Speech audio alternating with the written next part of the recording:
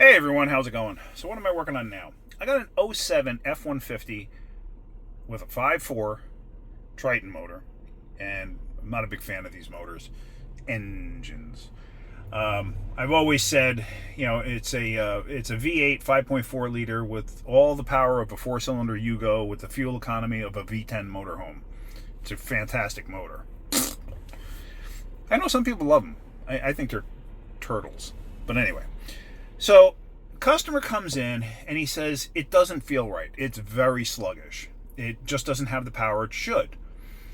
Okay. And he says it kind of happened suddenly. He says it runs fine. He says, but it just lost a lot of power. Okay. So I take it for a ride and I'm like, yeah, this thing's kind of a dog. Like, I know they got about 98 horsepower or whatever these things are rated at, but I'm like, even still, it was a dog. When you immediately went to go take off, it was like it would jump, like it would go, but it just was like whoa, like it was falling on its face, like it's running out of fuel or something like that. No check engine light. Okay. So I scanned it for codes, and I found a code for the IMRC stuck. I think it just said stuck. Might have said stuck off. I don't remember. What that is that's intake manifold runner control. This thing has a variable intake.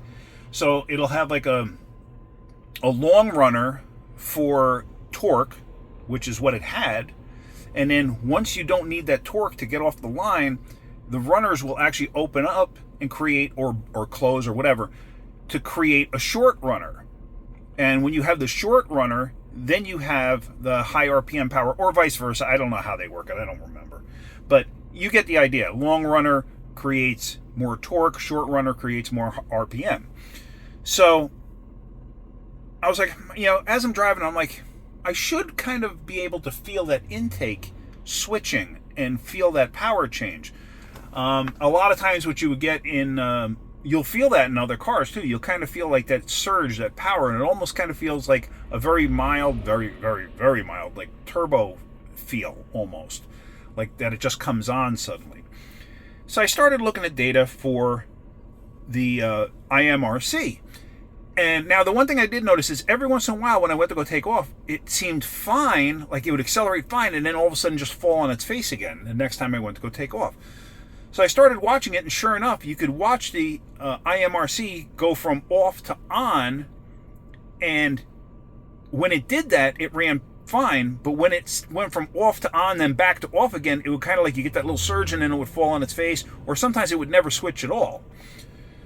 So I said, okay, there's two things. More than likely, the valve or the control motor is an electric motor that controls it, which is mounted externally to the intake. I said, more than likely that's no good. I said, but it's possible that the actual valves, they're basically butterflies that open and close in the intake manifold, and there's one on each side, one for each bank. It's possible that they're getting hung up, or one's getting hung up and it's affecting the other side, because it's one motor that does both, kind of like your wiper motors. So at that point, we told the customer, okay, to do this motor, it's going to cost you X. However, you may need an intake manifold. It really doesn't change anything at that point. It just, we'd have to switch injectors over it, but I'm not going to worry about that. Like, if you need an intake manifold, which we won't know till we get it apart, we'll include that in the price of the labor. It's like I said, it's minuscule change, so it's like we kind of threw that in there as a gift, so to speak. So sure enough, Jaden takes it apart, and we come to find out the intake manifold was actually cracked. So this thing must have had like a vacuum leak or something. So, and you can see the crack had been there for a while. And it's on the inside of the intake, which is odd, but it's obviously redirecting vacuum inside the intake somewhere where it shouldn't be. And the butterflies were actually really tight. What I will do at the end of this video is I'll show you the old intake. So the butterflies were like super tight. So he buttons it. He puts a new intake on it, buttons it all back up, and he goes, this thing's running terrible. He goes, I don't know what I did, but it's running terrible. Okay. It was at the end of the day yesterday, so I was like, all right, I'll have to look at it in the morning. So, hold on one second. So then, this morning I get in, and I start looking at it, and I mean, it is running terrible. Like before, it ran okay, it idled okay, but it just was a dog. So I was like, all right, let me take it for a ride. And I take it for a ride. It's like, it's falling on its face. However, the IMRC is working fine. And let me show you that. I actually have it up on the screen. It'll only show off and on. So here, if you see, it says off. So that's showing the off status. Now, I'm on one of my back roads here, so I'm just going to go, and I'm going to start to accelerate, and you should see it switch to on.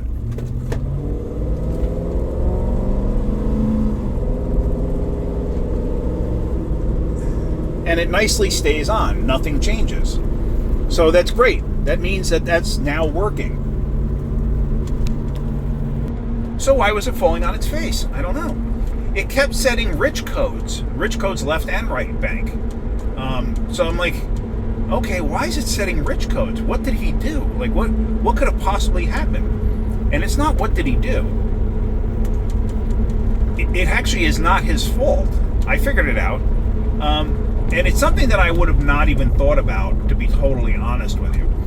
But I'm watching a few things, and I'm like, well, what actually changed? Now, we know the spark plugs are wiped out on this thing, but the customer said he can't afford to put spark plugs in it right now, because this is one of those wonderful designs that breaks the spark plugs off in the cylinder head. We did get one out, and we did inspect it, and it is worn out. But like I said, he just can't afford to put plugs in it, because these are not cheap plugs. So I was like, well, what could have possibly changed? I checked for a vacuum leak as a possibility. No vacuum leak. I started checking for, anything I could possibly think of, and I could not find anything that I would deem as a problem. But it was still running rich, and it was basically running like a turtle. This thing had no power. So I was like, So I started looking through data in the scanner and whatnot, and I'm looking, and I'm like, oh, wait a minute, hold on a second. I wonder if this could actually do anything, and I'll show you where I got to. I've just got to find a spot to turn around here. I'm in an industrial park.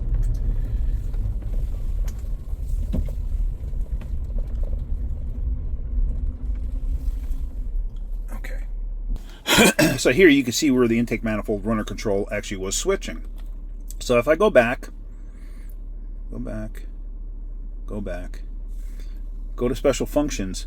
Now, also what I was doing was power balance monitoring. Let's just see this. Beforehand, this was literally like a wave, it was like this, and it was just like a constant wave. It was all over the board. Right now you can see it's pretty darn smooth. However, if I come to here, reset cam, keep alive memory, powertrain control module.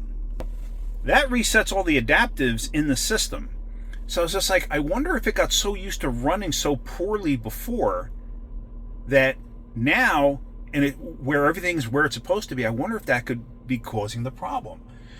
So I went and I reset that. I followed the instructions and reset that. And sure enough, all of a sudden it's idling smooth again. It's got good power again. Just like I said, a Yugo, because that's about what these things have for power. But I was like, okay, that's fantastic. And I'm actually pretty impressed that actually straightened out that problem. So what you got to look at, my main point to this is, like, it didn't have an idling problem. It didn't have technically a running problem. It really had a power problem beforehand. But now, after the intake manifold, it had a running problem. So, like I said, it had a crack in the intake. Was that creating a vacuum leak? Because the crack is internal, but you can see it. So was that creating a vacuum leak that we didn't know about? And like everything was just so skewed one way, and that's what was creating the running issue? Yeah, I absolutely 100% believe that, because like I said, after resetting that,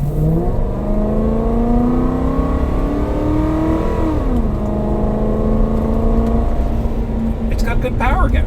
I mean, shoot, I was able to hit 30 miles an hour there. These 5.4s are just... All right, so anyway, let me get back to the shop. I'm going to show you the intake manifold, but what I was getting at is, if you change something in a car and all of a sudden create another problem, just look at some of the other things. Like, I was going to start checking for vacuum leaks and stuff like that, but it's not necessary. Sometimes you got to look to reset the memories Disconnecting a battery might do it. I don't know if it will on this. Sometimes you got to disconnect it and basically discharge the capacitors by connecting the positive to the negative without the battery in the system.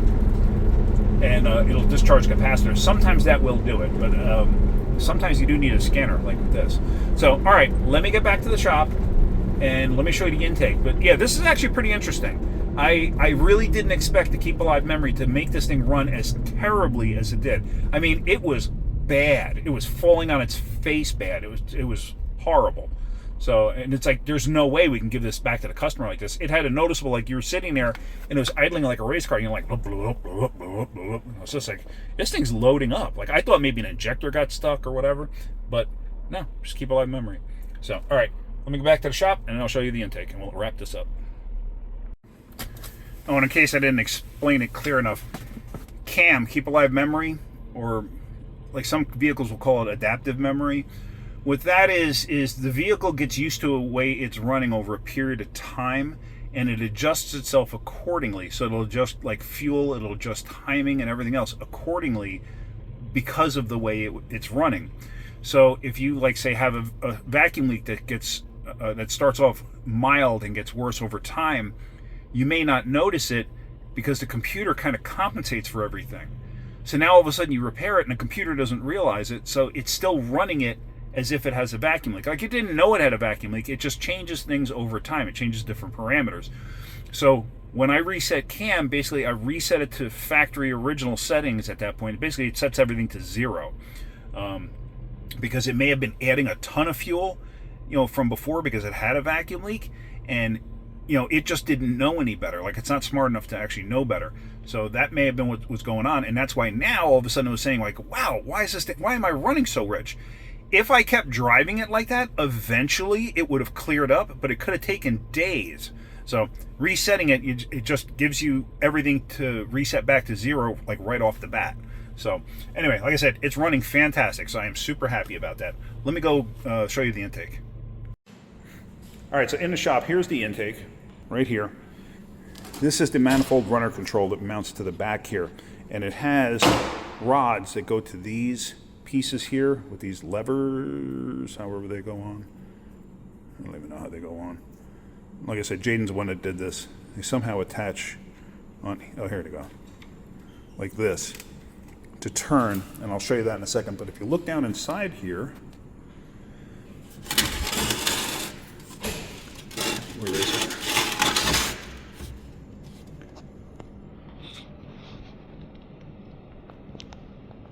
You see from that port right there, see that line? That's a crack.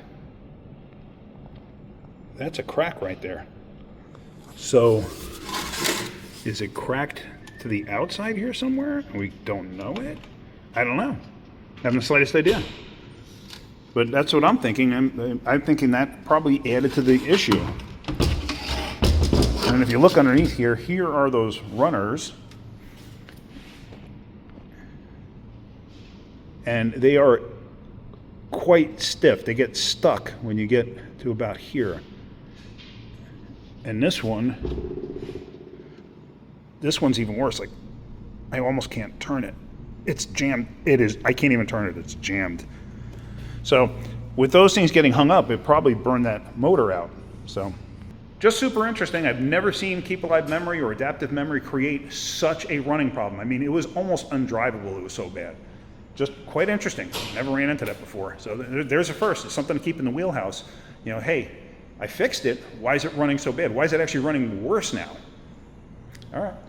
Well, hopefully you got something out of that. If you did, hit that like button. If you could, please subscribe. All right, guys, have a great day. Keep wrenching. Oh, and if you look down below in description, I have links to Amazon products that I use. I'd appreciate it if you guys give it a click. If you buy something, even better.